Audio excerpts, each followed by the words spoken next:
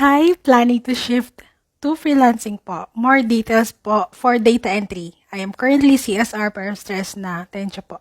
Why naman stress na? Pero don't worry, I got you. So, ang data entry, it is a type of clerical work na it includes yung mga work na magta-type ka or mga voice recording na ita-type mo into document.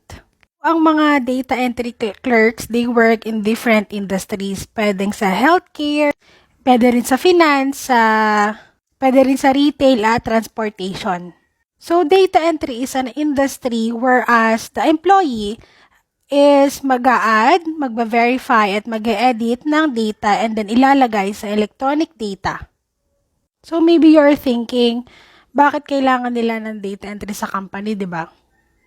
Kasi many companies need people to transcribe notes from meetings. And then yung notes na yon kailangan mong ilagay sa company's database para sa company.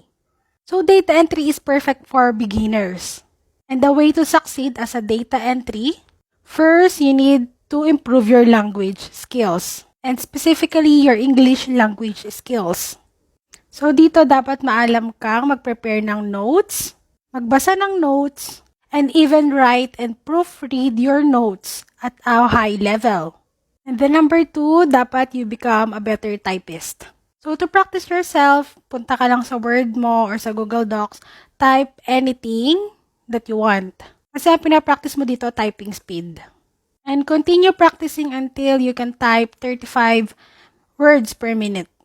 Also consider to use online tools. Marami din sa Google na pwede natin pagpraktisan na ating typing skills. And then for the salary. So according to pay scale, ang hourly wages ng isang data entry clerk is, and it can range from $10 to $17 per hour.